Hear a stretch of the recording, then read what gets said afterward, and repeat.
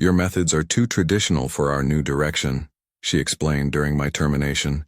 "We need digital-first leadership." My name is Garrett Walsh.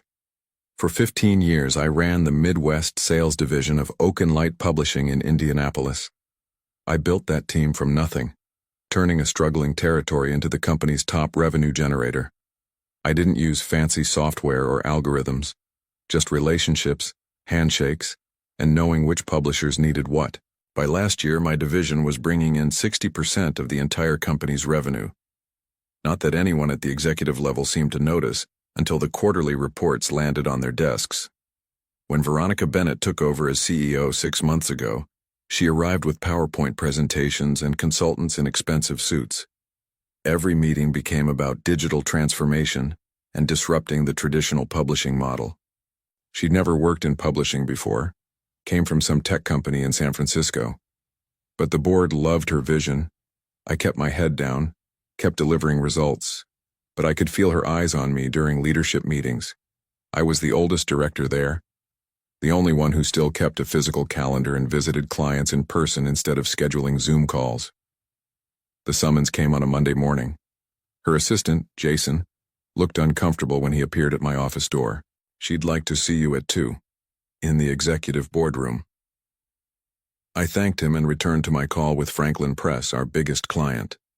We were finalizing a 5-year contract extension worth $12 million, the kind of deal that happened because I'd had dinner with Thomas Franklin every quarter for a decade. The boardroom had been redesigned since Veronica arrived. Glass walls, minimalist furniture, a massive digital display where the traditional conference table used to be. 3 people waited: Veronica, Jason, and someone from Human Resources I didn't recognize. I knew before she spoke.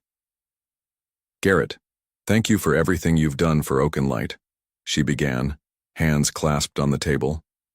"But we've decided to move in a different direction with leadership." I listened quietly as she explained how my methods were outdated, how they needed someone more aligned with their digital-first approach, someone younger, though she carefully avoided saying that part out loud. I thanked her for the opportunity, shook her hand, and walked out without arguing. 15 years ended in a 15-minute meeting. What Veronica didn't understand was that in publishing, especially with the old established houses that made up 80% of our business, trust wasn't built through algorithms or email campaigns. I cleared out my desk while the rest of the team was at lunch. No goodbyes, no scene, just quiet dignity. But when I got to my car, I sat there for a long time staring at my phone. 3 missed calls from Thomas Franklin. He'd heard already. I started at Oak & Light back when it was still called Midwestern Literary Partners. Small operation then, just 20 employees and a handful of regional clients. I'd come from Heritage Books after they were bought out by one of the big New York houses. I'd walked away from a corner office and a 6-figure salary because I hated what corporate publishing was doing to the industry. Robert Oak & Light hired me personally. "We don't need someone who can crunch numbers," he'd said. "We need someone who understands that books are still made by people who care about what's between the covers."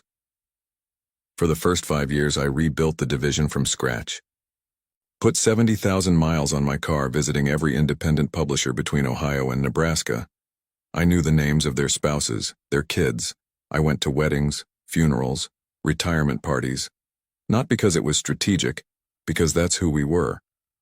By the time Robert retired and his son William took over, we'd grown 400%. William understood the business, even if he was more interested in the numbers than his father had been. He left me alone to run things my way. 3 years ago, when the board started talking about bringing in outside leadership to modernize operations, William fought them. But when cancer took him last year at 58, there was no one left to defend the old ways. The cracks started appearing before Veronica was even hired. Board meetings where the word antiquated kept coming up. Questions about why our team hadn't leveraged social media or implemented CRM optimization. Jacob, my assistant director who I'd been grooming to take over one day, started getting invitations to strategy meetings I wasn't included in. He'd report back, uncomfortable with his new position as messenger. "They're talking about restructuring," he'd told me 6 months ago. "Creating a digital sales team separate from traditional channels." I should have seen it coming. Should have noticed when they hired 3 new digital engagement specialists and put them on my team without consulting me, or when they started reassigning my long-term clients to the new team without explanation. Thomas Franklin had called me personally when they took his account away from me. Some kid called me today, he'd said. Told me he was my new account manager. Said they were streamlining their customer interface or some bullshit. What's going on over there, Garrett? Just some reorganization, I'd told him. Nothing to worry about. But I was worried. I just didn't know how to fight a battle when I didn't understand the weapons being used against me. The day after my termination, I sat in my home office staring at my phone. 17 missed calls, 32 text messages, 6 emails marked urgent, all from clients and industry contacts who'd heard the news. I hadn't told anyone yet, not even my wife, Catherine, who was visiting our daughter in Columbus. I wanted to process it alone first. The call that finally made me pick up came from Thomas Franklin. "What the hell happened?" he demanded, skipping any greeting. "They're going in a new direction," I said, repeating the corporate line. "Bullshit," Thomas spat. "You are that company to most of us. Do they understand that?" I didn't answer. "I met with that new guy yesterday," he continued. "Drew something. Spent 40 minutes showing me analytics and engagement metrics. Not once did he ask about our new historical fiction imprint. The one I told you was make or break for us this year." I closed my eyes, suddenly tired in a way that had nothing to do with sleep. "They'll figure it out, Thomas." "No, they won't," he replied. "Because people like that never bother to learn what matters. They just impose their system and expect everyone to adapt." After we hung up, I opened my laptop and looked at the email Oakenlight HR had sent with my severance details. 6 months' pay, health insurance for 90 days, a non-disparagement clause, and a non-compete that prevented me from working with any of our clients for 1 year. I nearly laughed. They thought they could legally prevent decades-old relationships from continuing with a single document. My phone buzzed again. Eleanor Jenkins from Riverstone Press this time, another major client. Another friendship built over years of trust. "I heard what happened," she said when I answered. "It's their loss. When you're ready to talk about what's next, call me." By evening, I'd heard from 12 major clients representing over 40% of Oakenlight's annual revenue, all expressing the same sentiment: loyalty to me, not to the company I'd no longer be part of. I sat in my backyard as the sun set, nursing a bourbon and turning over an idea that had started as a tiny seed that morning but had grown with each conversation. They'd discarded me because my methods didn't fit their shiny new digital strategy, because I built relationships instead of analyzing data, because my client book was filled with handwritten notes instead of CRM entries. But what if those outdated methods were exactly what those clients valued? What if the very thing Veronica Bennett saw as my weakness was actually my greatest strength? I pulled out my phone and made a call to my attorney, Benjamin Weiss. "Ben, I need you to look at something for me. A non-compete clause." "They let you go?" he asked, surprised. "They did. And I think it might be the best thing that's ever happened to me. I didn't want revenge. I just wanted to keep doing what I'd always done, helping publishers connect with the right partners. And if Oakenlight no longer valued that service, there were plenty of others who did." That night, for the first time since the termination meeting, I slept soundly. 2 weeks after my termination, I met with Benjamin in his downtown office. He'd reviewed my non-compete agreement and had news I didn't expect. "It's essentially unenforceable," he said, sliding the document across his desk.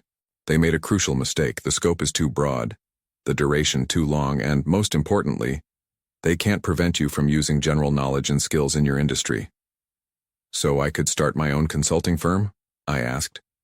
"You could." Benjamin nodded. "But there's a catch. They'll still sue you if you try. Even if they ultimately lose, they can make the process expensive and painful." I considered this. Oakenlight had deep pockets and a board that wouldn't hesitate to use them against a perceived threat. "What if I don't approach any clients directly?" I asked. "What if I just become available?" Benjamin smiled. That's a different story entirely. The next day, I filed paperwork to establish Walsh Publishing Consultants. No website, no marketing materials, no outreach campaign. Just a legal entity that could accept payments and provide services. 3 days later, Thomas Franklin called me. "I hear you've set up shop," he said without preamble. "News travels fast," I replied. "In this business, like wildfire. Listen, I need help with our winter catalog strategy. Oakenlight's new team is pushing us toward academic markets, but my instinct says we should double down on our historical series. I need someone who understands both the numbers and the readers."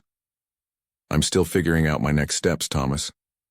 "15,000 for 2 months of strategic guidance," he countered. "No direct competition with Oakenlight's services, just helping us make good decisions."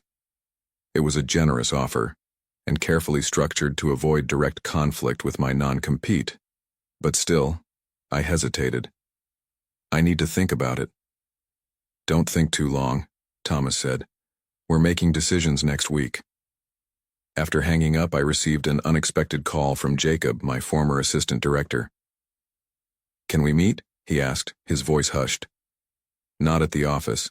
Someplace quiet." We agreed on a small coffee shop near Eagle Creek Park, well away from downtown and the publishing scene. Jacob looked nervous when he arrived, constantly checking over his shoulder. "It's bad," he said, once we'd secured a corner table. "They promoted me to your position, but I'm just a figurehead. All the real decisions are coming from the new digital team." "That's not surprising," I replied. "No, you don't understand. They're systematically dismantling everything you built. They've reassigned all your major accounts to the digital team. They're implementing a mandatory CRM system that none of the older sales reps can navigate. 3 people have quit already." I took a sip of my coffee, keeping my expression neutral.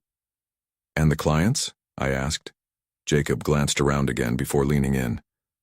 "They're furious. Riverstone is threatening to walk. Thomas Franklin hasn't returned calls in a week. The quarterly projections are catastrophic." "And Veronica?" "Blaming the transition, saying it's expected turbulence." He hesitated. "But there's more. They're watching you. Legal had a meeting about your non-compete yesterday. They're concerned you might poach clients." Now I understood his paranoia. He was risking his new position to warn me. "Thanks for telling me this, Jacob." He nodded, then slid an envelope across the table. "Client contact list, updated, with personal emails and cell numbers." He stood to leave. "I didn't give you this, and we never met today."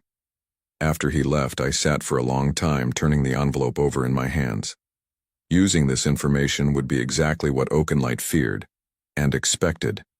It would justify legal action against me, possibly even against Jacob. They'd set a trap anticipating my next move, which meant I needed to make a different one entirely. I left the envelope on the table, untouched, when I walked out. A month passed. I hadn't contacted any Oakenlight clients despite daily calls from publishers asking for help. I deflected politely, citing professional considerations. The non-compete might be flawed, but I wasn't ready to test its limits. Instead, I focused on industry contacts outside Oakenlight's client list. Small independent publishers, university presses, literary agents looking for guidance. Work that wouldn't trigger legal issues, but would keep me engaged in the field I loved. Then came the invitation I hadn't expected. Harold Blackwood, chairman of Oakenlight's board, asked to meet privately, not at the office, at his club downtown. I accepted out of curiosity more than anything else. The Indianapolis Gentlemen's Association was all dark wood and whispered conversations. Harold, 70 and silver-haired, waited in a private room with 2 tumblers of scotch already poured. "Thank you for coming, Garrett," he said, gesturing to the chair opposite his. "I imagine you're wondering why I wanted to meet." The thought crossed my mind. He pushed one of the glasses toward me. "Things at Oakenlight aren't going as expected." I took a small sip, saying nothing. "Revenue is down 38% this quarter," Harold continued. "Client retention has fallen to its lowest point in company history. The digital initiative that was supposed to transform our business model has instead alienated our core client base. That's unfortunate, I replied neutrally. Harold studied me. You don't seem surprised. Publishing is a relationship business. Always has been. So I'm learning. He leaned forward. The board is concerned about Veronica's leadership. Her strategies may have worked in tech, but publishing operates differently. Why are you telling me this? Because we'd like you to come back. As Chief Revenue Officer, above Veronica in the hierarchy. I stared at him, processing the offer. What about my replacement? Jacob's a good man, but he doesn't have your client relationships or industry knowledge. And Veronica? She'd accept this arrangement? Harold's expression hardened. She would have no choice. The pieces suddenly fit together. This isn't about this quarter's revenue, is it? This has been building for longer.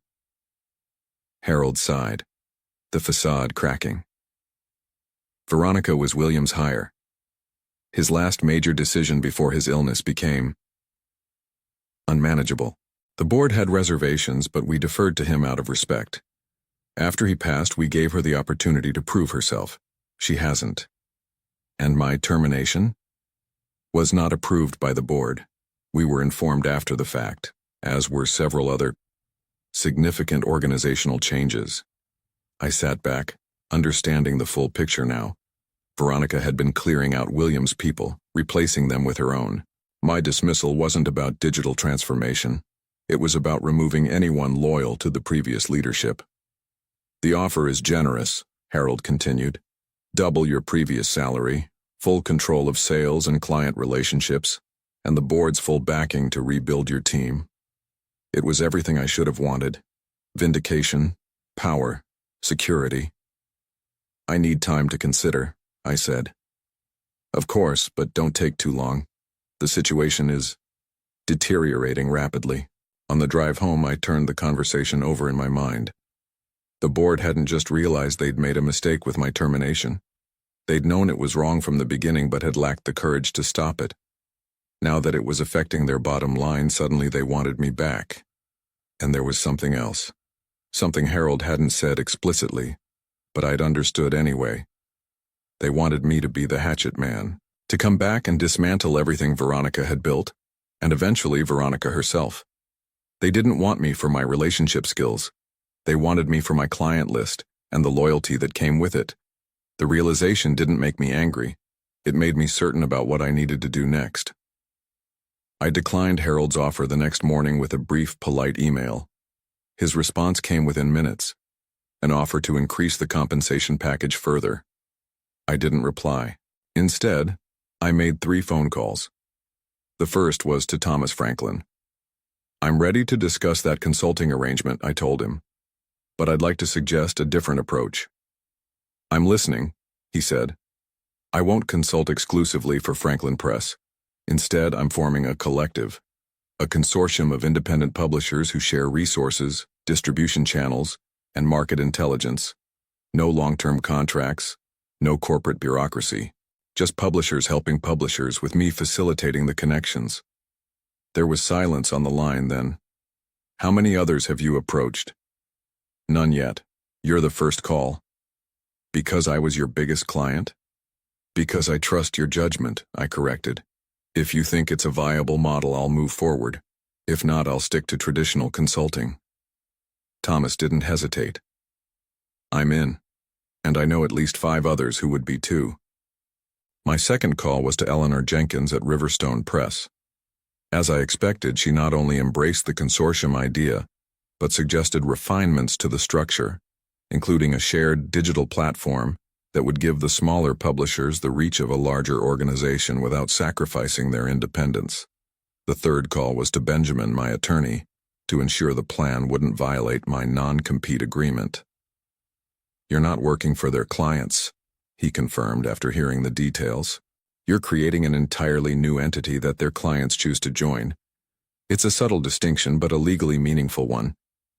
Within 2 weeks, Walsh Publishing Consortium had 7 founding members, all former Oakenlight clients who had either already left or were planning to when their contracts expired. Each contributed to an operational fund that would cover my salary and the basic infrastructure needed. The key to the plan wasn't just building a competing organization. It was creating something Oakenlight couldn't easily replicate. A cooperative structure where publishers maintained their independence while gaining the benefits of collective resources. No one appointed me CEO or gave me a fancy title. I was simply the facilitator, the connector who understood what each member needed and who could provide it. We rented a modest office space in Broad Ripple, away from the downtown business district where Oakenlight and other corporate publishers clustered. I hired 2 staff members, a recent college graduate to handle communications and social media, and a veteran publishing operations manager who had recently retired but wasn't ready to stop working entirely. Word spread quickly through the close-knit publishing community. By the end of the first month, 3 more publishers had joined the consortium.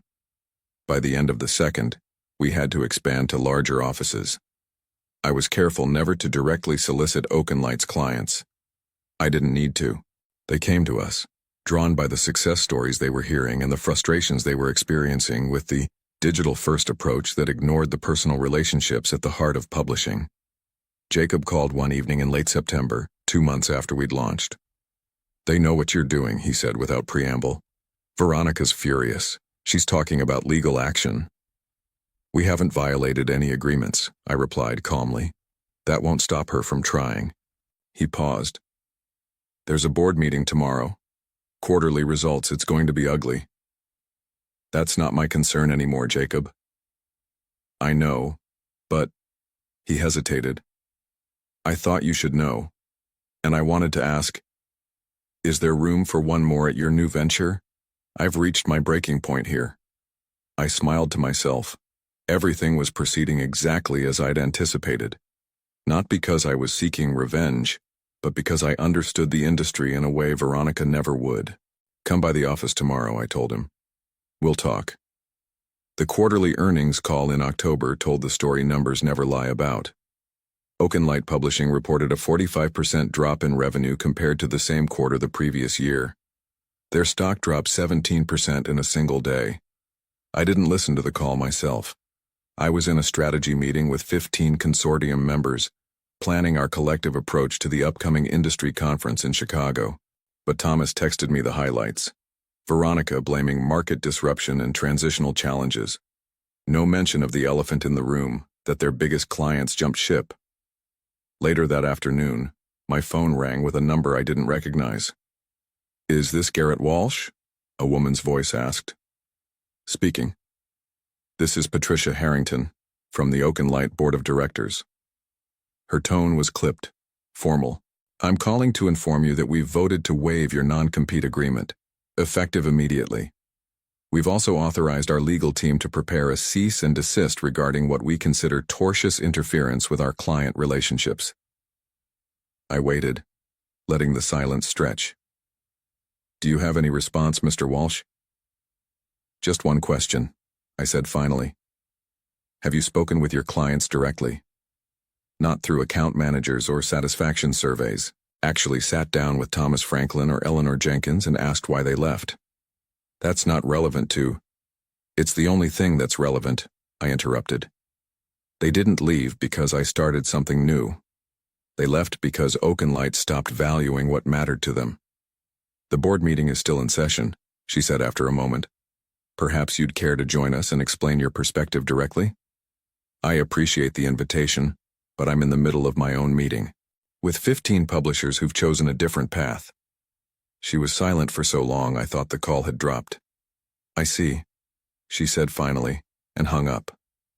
The cease and desist never arrived. 3 days later, the business section of the Indianapolis Star ran the headline, "Oakenlight CEO steps down amid financial turbulence." 6 months after starting the Walsh Publishing Consortium, we moved into permanent offices in a renovated warehouse in Fountain Square. 23 member publishers now, with a waiting list of others wanting to join. We'd expanded beyond Indiana to include small and mid-sized publishers throughout the Midwest. The industry had taken notice. We'd been featured in Publishers Weekly and the New York Times business section. The relationship revolution in publishing, one headline called it. I hadn't set out to create a movement, just to preserve what I knew worked. But sometimes the old ways become revolutionary again when people remember why they mattered in the first place. Harold Blackwood called on a Tuesday morning. Oakenlight had a new CEO now, promoted from within, someone who'd been with the company for decades. "We'd like to discuss the possibility of Oakenlight joining your consortium," he said, no preamble. I smiled to myself. "That's not how it works, Harold. We're not acquiring members of your size." "Perhaps a partnership arrangement then. I'll bring it to our leadership council," I told him, though I already knew what the answer would be. The publishers who joined us had done so precisely to escape the corporate approach Oakenlight represented. After hanging up, I walked through our open office space. No executive suite for me. Just a desk among the others, where I could be part of the daily conversations that kept us connected to what mattered. Jacob looked up from his workstation. "Everything okay?" "Just fine," I nodded. "Oakenlight wants to join the consortium," he laughed. "Talk about coming full circle." Later that afternoon, I drove to Eagle Creek Park and sat by the water, the same spot where I used to come and think when problems at Oakenlight seemed overwhelming. But today, there were no problems to solve. Just a quiet satisfaction in knowing that what I'd built would last, not because it was revolutionary or disruptive, but because it was built on something that never really changes. People trusting people who've earned it. Sometimes getting fired is the best thing that can happen to you, not because it leads to revenge, but because it forces you to build something more authentic than what you left behind.